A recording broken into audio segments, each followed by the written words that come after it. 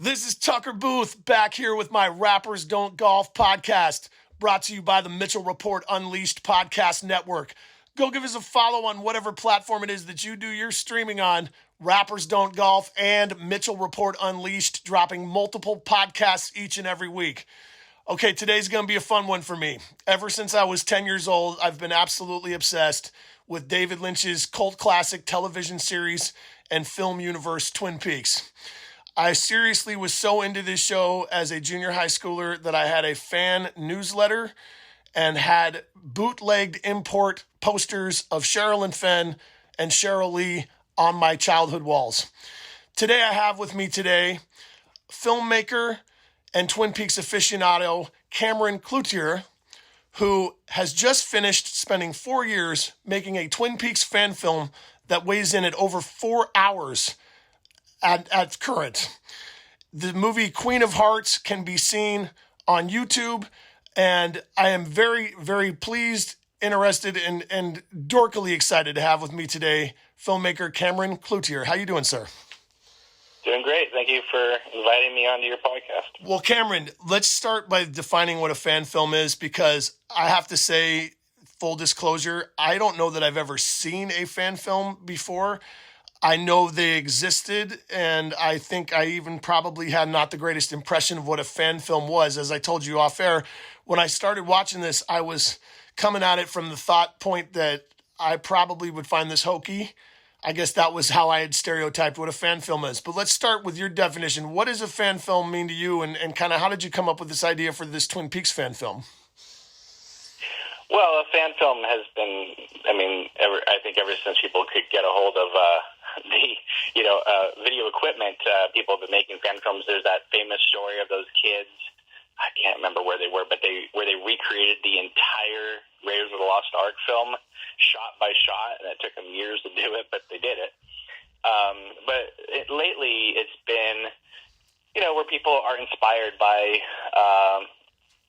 a show or a movie that they watch, and they want to do something in universe. And so a lot of times they just get together with some friends and they cosplay in the best way, where they just kind of quickly write something and they shoot it in their house or their backyard or whatever. And that's a lot of people's way of doing a fan films. Then there's, let's say, there's a guy on YouTube named Star Wars Theory, and he made like a Darth Vader fan film that I think cost like over $100,000. And that looks legit, right? And then there's other people who've done things in like the Star Wars universe where it's like a Darth Maul fan film, which is like 17 minutes or something like that. And it's fantastic.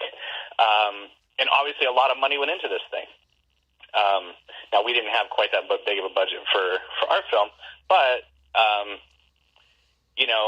something like Twin Peaks, you can't.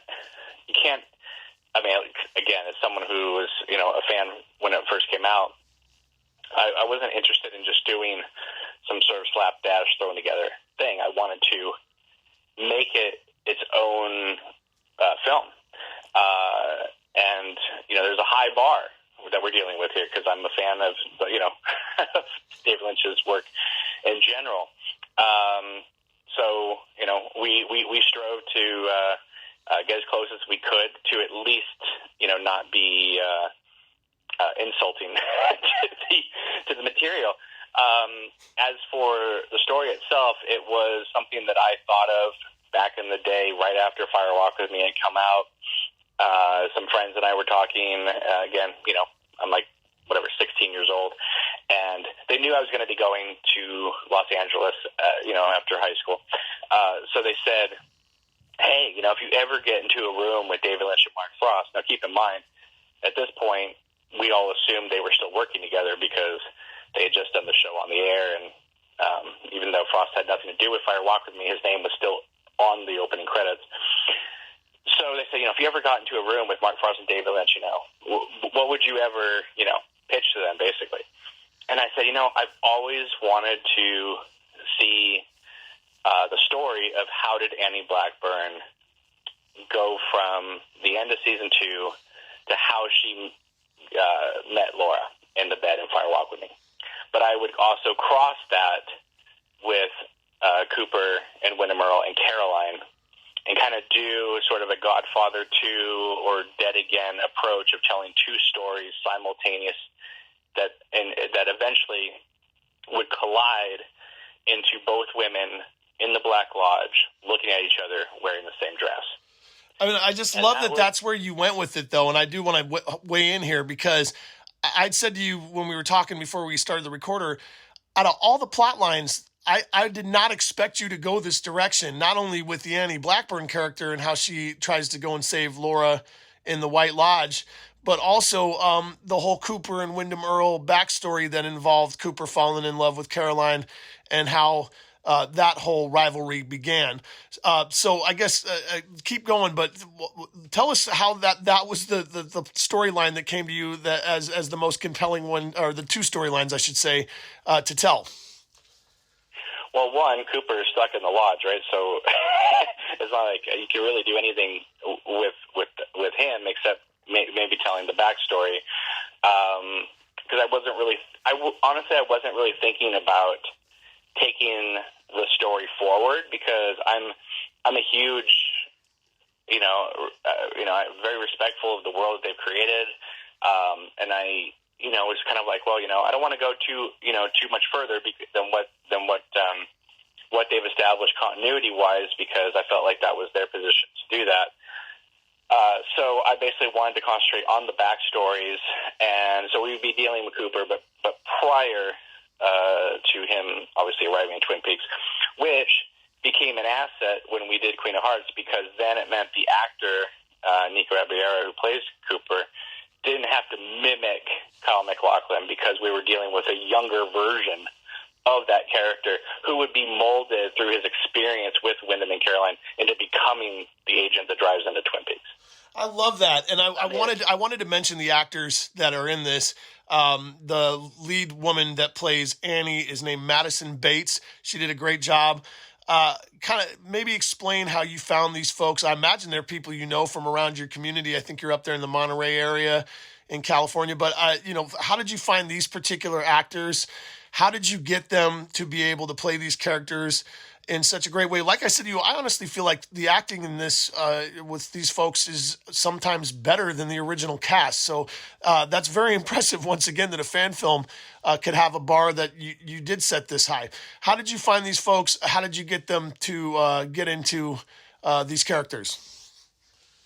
Well, each person kind of has their own story. We had another actor going to play Cooper, and I just didn't feel like it was going to work out. And so Madison, who plays Annie, also is listed as, she helped me produce the film, and she was extraordinary behind the camera and in front of the camera. I talked with her and I said, I think we really should make a change with Cooper. And at that point, we didn't really have an idea who that could be. So we just kind of threw out the feelers of like, hey, because we had people already cast in the film. Does anybody know anybody who could maybe do this role? And Nico was just kind of like, his name just kind of got tossed in, and I saw a picture of him, and I said, oh, that'd be, I'd love to meet him. And so we met, and I think within 3 minutes I knew that he could do it. He read for me a little bit, but it was just kind of, honestly, it was like just kind of talking with him. I was like, okay. Because, again, I'm not looking for somebody to mimic Kyle. I was looking for somebody who could play Cooper younger. And so I was just like, all right, let's do it. And so we got Maddie on the phone, and we said, yeah, let's do it. And he came through in a big, bad way. He's fantastic in it. Maddie, or Madison, I had very poor luck with finding the right Annie. I would have actresses that would be interested or commit to it, and then for whatever reason, it just wasn't going to work out. And so Maddie's mom had been following the production and had seen all the ups and downs of it, and so she reached out to me and she said, "Hey, you know what?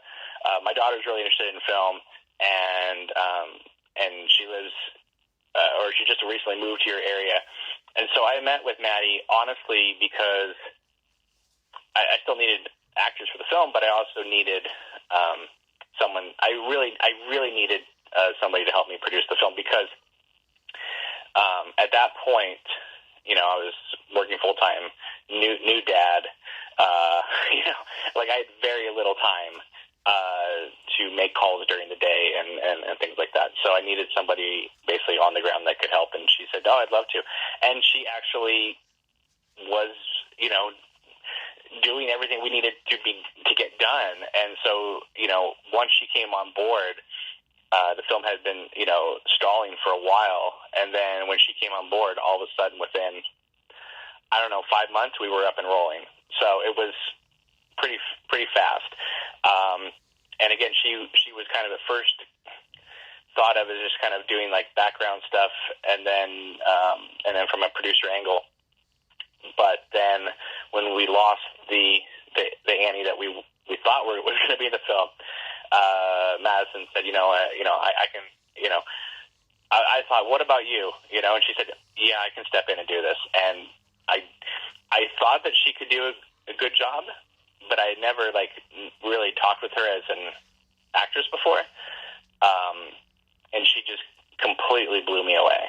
I mean, I knew she'd be good. I knew we could get through the film with her, but when I was editing her performance and cutting the film together, I realized just how extraordinary of an actor she truly is, because she made Annie Blackburn her own, and yet you can see it as a direct continuation of where Heather Graham left off.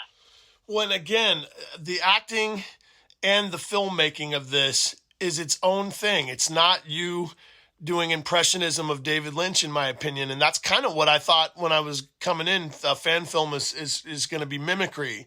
And I felt like you very wisely and uniquely made this your own.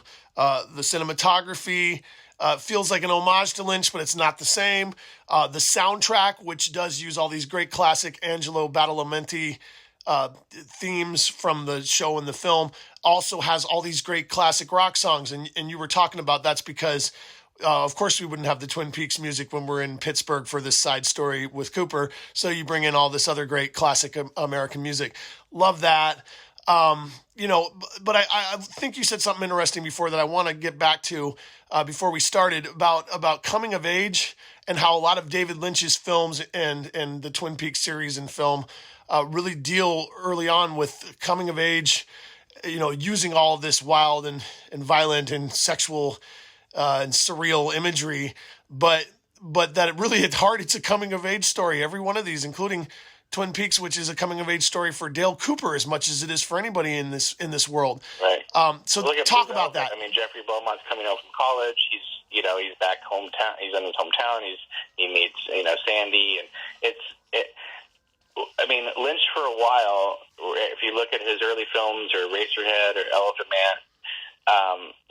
They're kind of like other worlds, even though like the Elephant Man is, obviously Earth. It's, it's another time, right? And it's black and white, and they're using candles to like light the hospital and stuff. Dune, I think, got him into thinking of the coming of age story, because that's about Paul Atreides, becoming more than who he is. And then he would carry that over into Blue Velvet, and then Twin Peaks on a larger scale, and then Wild at Heart as well, and then finally with Fire Walk with Me. And I just found that fascinating. And that doesn't mean that I don't love other works of his, but like that's when I grew up, and that's when I felt like I don't know. It felt like like I love the John Hughes movies, right? But like this was like a different take. This felt like in the same world as Heather's. Where it was like, we could be bizarre and strange and things may not make sense, but if you trust your instincts, the rock you throw will hit the bottle. Right. And I found that utterly fascinating. And so one of the aspects of my film is there is that coming of age aspect in it. So like you said, the film does not mimic David Lynch. I remember when we were trying to raise the money for the film, I kept telling people, like, this takes place in the Twin Peaks world, but it is not going to be me pretending to be David Lynch. And the reason for that is that I'm not David Lynch. And I don't say that to be like, well, of course you're not, Right. But it's because, no, I didn't live in, Philadelphia with Jack Fisk. I didn't marry Peggy. I didn't have a daughter named Jennifer. I don't have his life experiences. I'm not him. Right. Right? But that doesn't mean that you can't bring your own thoughts, your own ideas to the material, at the same time be, incredibly respectful to what they set up. As you recall from the original series, there were many, many other directors in the original series that were not David Lynch and Martin Frost, and they still were able to keep the tone of Twin Peaks. So, you may not think they're the best episodes ever, but they didn't fail either. Right. So I knew that it was possible to get into that world and maintain that mood. I just needed to find the right people to help me do that, and as you can see, it's a huge film. I didn't think it was honestly that big. I thought, we have the hospital scenes, we have Wyndham and Caroline's house, and a few little things here and there. But for the most part, it's a 4-person cast with a few with some surrounding people. And it was that when we were filming it. But for the longest time, when it was stalling, trying to find people to get on board with this thing was very difficult. But once we did, it started opening up. One person would lead to another person, and all of a sudden we were, pretty much cast, ready to go. And then once we were shooting, it went fast. And we had about a week and a half left of work to do on the film when the pandemic hit. We had to shut down. Yeah, I wanted to ask you about that, so you led me right to it. So you started with funding for this and started producing this in 2018, correct? You started in 2018? Well, the funding came in January of 2018. We did not get the film officially, cameras rolling on the film we made until October of 2019. Okay, and then you filmed all the way up till the pandemic, and then of course that put a huge monkey wrench in things. So, right. How did you? We came back in the summer for about less than I think we took a week, but it was less than a week. It was we did a few hours one day and a few hours another day. But we basically we excised the giant little subplot of the film and just basically shot what we needed, what scenes we needed to shoot, because at that point the film was unreleasable because we hadn't shot some of the key scenes that would connect things. So that became an issue of okay. But the cool thing is that we kind of anticipated issues. So we were, planning, so we could, dot the I's and cross the T's. And so now, when you watch the film, you would never know that there was a subplot, excised from the film. So, right. Well, I guess the question I had about the pandemic and putting things on pause, was that a blessing or a curse? Because I know for some people, especially creative types, it became a weird mixed blessing for me that I got all that free time because I was able to write my own book and help co-author another book. And I surely wouldn't have given myself permission to have that much time to do something like that if I hadn't been forced to kind of stay home. Did it feel like it helped you to be able to kind of take some of that time when you weren't doing other stuff to put the sole focus on the film? Well, I was stressed because I didn't think we were going to get it finished. Right. I thought, oh my God, it took us so long to get this thing up, and now we have to shut down.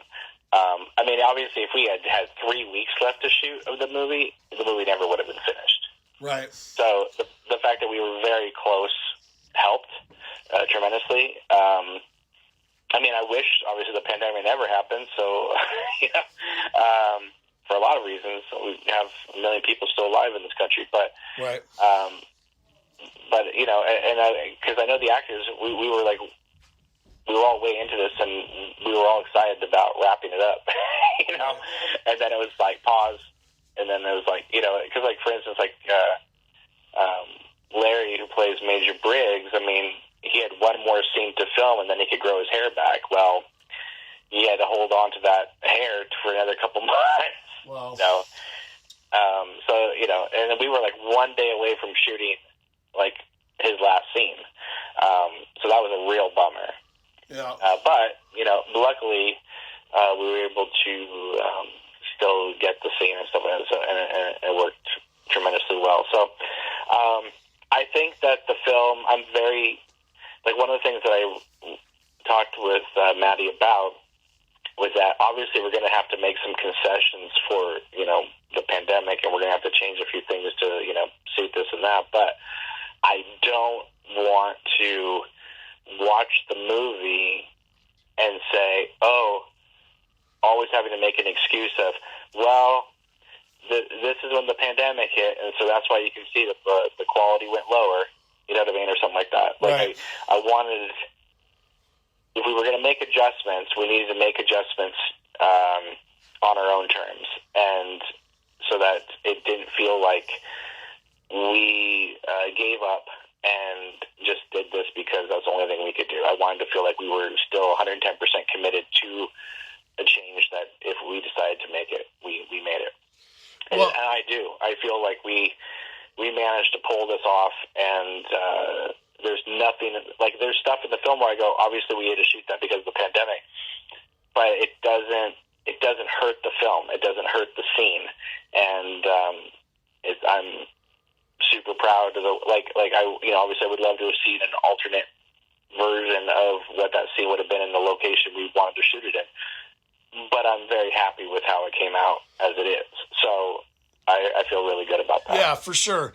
I want to talk a little bit more about kind of the Twin Peaks universe as we keep referring to it, because I got somebody on the phone that I know is just as obsessed as I've been.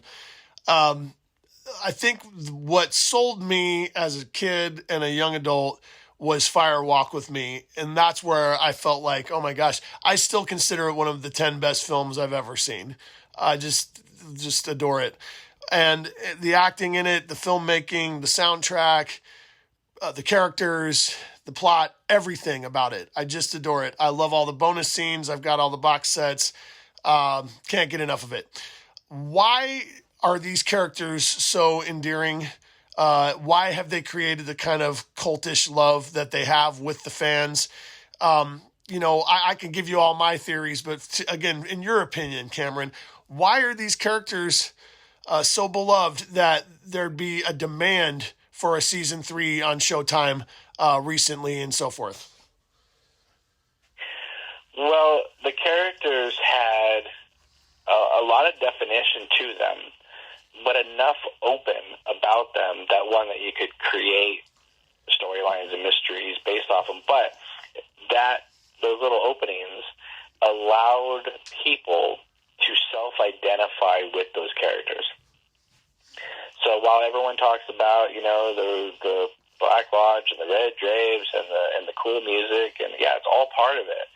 But what really connected everybody to that initial series was obviously it was the tone and the mood, but the characters. If you didn't like the characters, nobody would have watched, and nobody would have felt emotional watching it. Twin Peaks kind of started something that became popular in the late 90s, early 2000s, which is it was the funniest show on TV and the scariest show on TV, and everything in between. And I think that it just people, like I said, when you're dealing with before we were recording, we started talking about how Twin Peaks and sort of in a way was like a lot of people's Star Wars. It was their entry point in realizing what cinema and storytelling could be. But for a lot of kids, right, our age and a little bit older, when they first saw The Empire Strikes Back and they saw Yoda and he's talking to Luke and he's talking about do or do not, there is no try. And it's like, George Lucas has said in interviews that, this is all old philosophy, but it's now being said by a new character, and impressionable kids are hearing this. Right. So it became part of their thinking. And I think a lot of people, especially our age, growing up and seeing Blue Velvet and Twin Peaks, this whole idea of trusting your instincts, whether you are into, Cooper's Tibetan method or not, the whole thing was like, things are going to be okay. Just keep moving forward. Trust, your feelings, trust your instincts, which again, it comes back to like Star Wars and the Force and all that kind of stuff. And you're dealing with these old philosophies, but in a new way. And I think maybe Frost and Lynch just thought they were making this cool little town with these murder mysteries, but what they were doing also was like they were laying down the groundwork for this huge, coming of age epic. And when the show ended, before Fire Walking was ever announced, it became like, oh my God, like was this the trajectory of the show, which was basically to take Cooper from innocence to corruption? Like, that is a bold choice to end it with him just in the mirror cackling and stuff like that. So,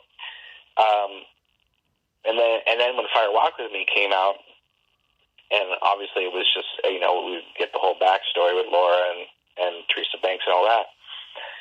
When Annie appears in the bed and says, no, the good Cooper's still in the lodge, well, maybe other people had thought that the doppelganger had gotten out and Cooper got stuck. I don't know. I never thought of that. I actually just thought that the doppelganger just kind of jumped into Cooper and we were kind of seeing basically a Leland Bob situation here.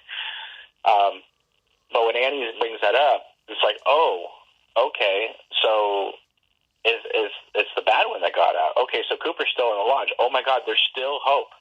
Right. Still a redemption arc that can happen here. Right.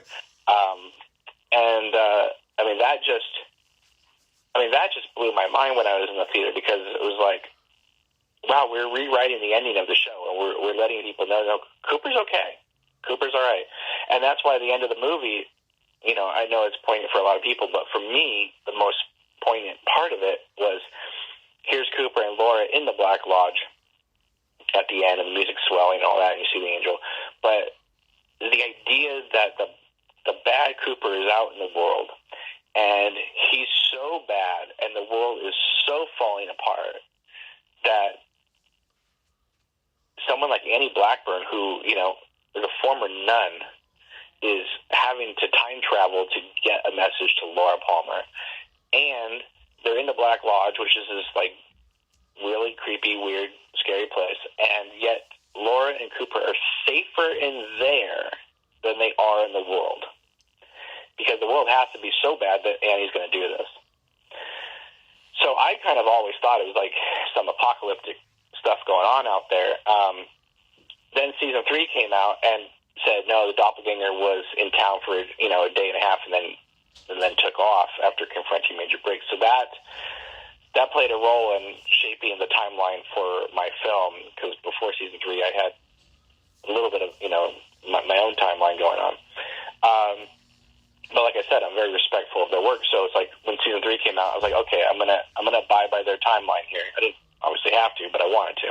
So because basically I wanted this film to feel like, Fire Walk With Me, the lead scenes are called The Missing Pieces. And so I thought Queen Heart should just be a giant missing piece in this entire thing. I mean, I love how you said that. I mean, it's so amazing to hear you kind of put all these pieces together, even for me. And agree with you 100% on kind of just how brilliant the entire storyline is for this show and the film and the third season and your fan film as well. I mean, I really find that it's brilliant to me, and very, very captivating and interesting from a film snob's perspective, and I absolutely am. I'll go there with you for a minute. I think I get into trouble with just about everybody now because I pretty much don't like 98% of what I see film-wise. Obviously, formulaic schlock gets panned just on principle. I guess I've seen some that's still entertaining, so, but it can't get more than 3 stars if it's formula. A 5-star film is probably the hardest thing in the world to be, in my opinion. Lynch has made a couple of them. But, why, in your opinion, or what do you think of modern film? Why does it seem like the only movies that can get greenlit anymore are Marvel action bullshit? Why can't a David Lynch film get the kind of play today in theaters that it used to? Well, it's interesting you mentioned that. I actually had a conversation with my wife about this yesterday. Because we went and saw Avatar, and here's the thing: that old way of doing movies is done. We're done. I mean, because back then, the movie theaters is what we had, and there were video stores, yes, but the movie theaters is what we had. And yes, obviously there was HBO and Showtime and all that, but you basically were at the whim of what they were going to show you Saturday night, 8 o'clock. The hit show was going to come on or something like that, right? So that's what okay, Terminator's going to be on. That's what we're watching tonight. Now there is all the streaming. Everything's on demand. You have, digital codes. Everybody has their own film library. People have their own home theaters. People don't want to pay $25 for a person to go see a movie for a romantic comedy anymore. They want to see the big show. That's why Spielberg and Lucas years ago said, hey, this is where we're heading, folks. We're heading to the point where, basically it's going to be like going to a Broadway show, and people are going to just, pay the big money and go see a movie, and then everything else will be on streaming. Under a certain budget, they'll never be able to get onto the big screens again. And I mean, maybe something happens, but right now, I hate to say never, but I think at some points you do hit sort of an angle where there's no going back. I cannot see a time when like someone just makes Clerks and it gets a big screen release across Right. America. Right. That those days seem to be far gone. The people who get released are the event filmmakers. You got Nolan, Tarantino, and again, it's not a knock against any of them, but they're a name, they're a brand. They can get the theaters, and even then, Tarantino, when he put out The Hateful Eight, like Disney snatched his screens, he couldn't even put it out in IMAX screens a lot of times that he had shot the film for. So. 70 millimeter screen. So it's, it is what it is. I think that, I used to listen to this podcast and they say, there were no good horror movies come out anymore. It's like, yes, theatrically, maybe there isn't a lot. Maybe now there is with Smile and a few other things coming out, but for a while there wasn't anything because everything was going straight to streaming or Shudder or whatever like that. So it's like you kind of had to, it used to be like, oh, this is the new horror movie that's coming out, and you would, check it out, whatever. But like now, it's like, no, here's the 20 horror movies that are dropping this Friday on Right. Shudder. Right. And so you have more to pick from. There's more to wade through, but there's more choices out there. I keep feeling like there's got to be a way that people can make artistic and thought-provoking and entertaining films that don't follow the same save the cat formulaic plot points. But I know that according to the industry, there is a hard and fast way that every film must go, and if it doesn't follow the said formula, then it's not going to get major play. I keep challenging this. I keep challenging this thought. All of a sudden, you put it on. If you do put it on streaming, some things just blow up, and it's like it becomes a little red darling. That's it, and I guess that's it's still the indie spirit that I'm rooting for, of people that are willing to, risk them the film being a financial failure to make something truly great that I'd want to watch.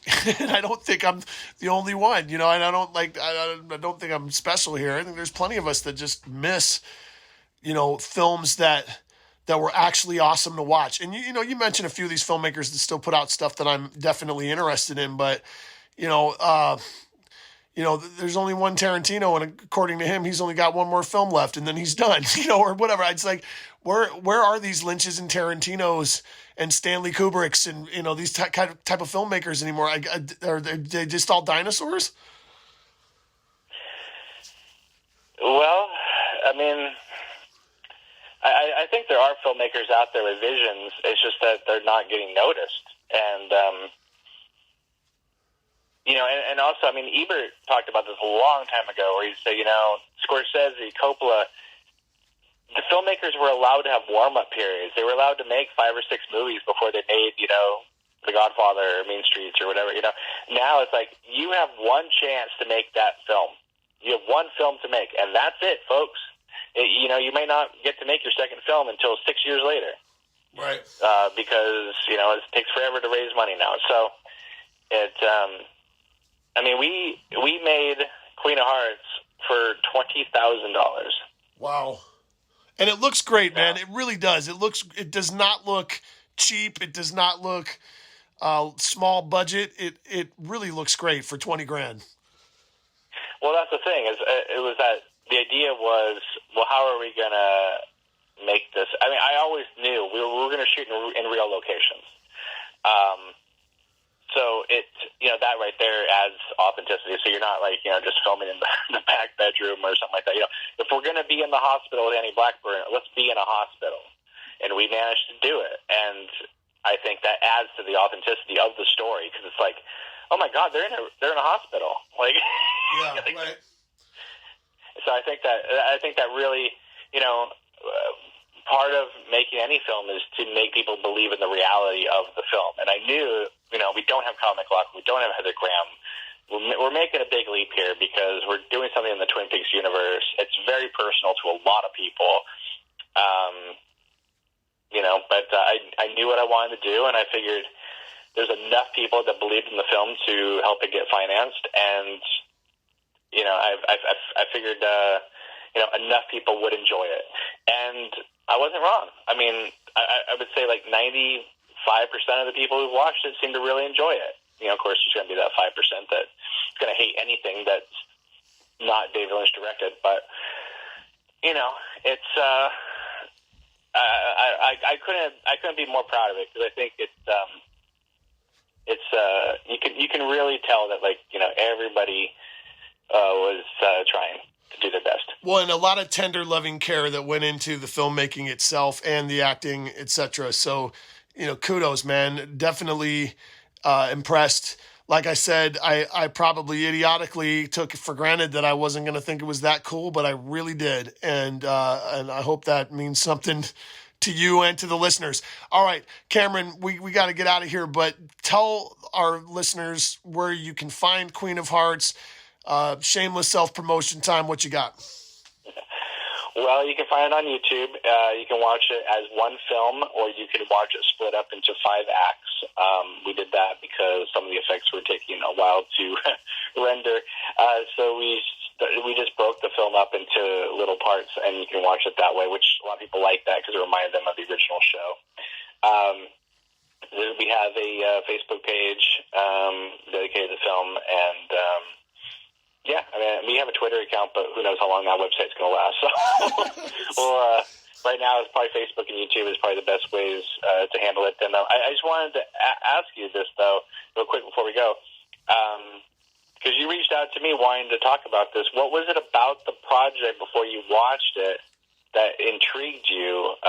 Obviously, I know you're a big Twin Peaks fan, but what made you go, oh, this would be worthy of a show doing? Because you hadn't even seen it yet before you. That's true. I got down the Twitter Twin Peaks rabbit hole one day, and I had not really dug that deep. And I'm not on any of the other socials anymore, but for whatever reason, I hadn't really searched Twin Peaks. And one day I just kind of was like, I bet there's a bunch of crazy folks like me out there.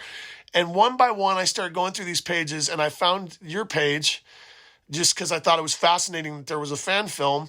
I love the imagery and the aesthetic of the imagery for the film. And I saw that you had an open DM box, and I went, I'm going to watch this and do a kind of a meta review / interview with this guy about it. So yeah, I really wanted to come and give you an honest review and see how you handled that. And I was willing to roast it if I really didn't think it was that great. But again, I really enjoyed it. So I hope that answers your question. But I was kind of, a lot of these ideas come to me just very spontaneously and kind of freestyles.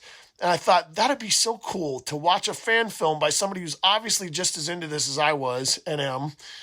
and then review it with him and kind of go back and see what it was like to do this process for him. So I don't know. I just kind of got a wild hair for it. That was how it happened. Without spoiling anything for the listeners, what did you think of the ending? I love it. I mean, again, I don't want to spoil anything, so I'll say I loved it. I think it's it does Lynch proud. It's an homage, like I said. It does Lynch proud. It does the story proud. It really kind of fleshes out these characters even more, and ones that I wasn't expecting to get such a slice of. And again, it doesn't mimic Lynch, but it feels like an ending he'd be proud of. So I hope that's a good answer to that. Well, that means a lot, because I mean the whole idea was that if Mark Frost and David Lynch ever stumbled upon this, that they wouldn't be embarrassed by it. That's right. I definitely encourage everybody to check out Queen of Hearts on YouTube. Hell, just take 4 hours and watch this thing. I'm telling you, it's awesome. Or watch it in bits and pieces, like he said, but I think it plays really great, even straight through. It's amazing. Cameron Cloutier, thank you for being here today with me. Anybody you want to shout out before we get out of here? Thank you to Madison and Nico and Charlotte and Paul and Larry and Scott and Mindy, everybody who acted in the film and who helped make it. I couldn't have done it without you, and I'm so thrilled we got it done before the pandemic. Otherwise, it never would have existed. Yeah, no kidding. Well, thanks again, man. This is Tucker Booth, Rappers Don't Golf, brought to you by the Mitchell Report Unleashed Podcast Network. Go give us a follow on whatever platform you're on. Rappers Don't Golf, Mitchell Report Unleashed, dropping multiple masterpieces each and every week. Definitely check out Queen of Hearts. Very cool. Cameron, thanks for being here. Peace.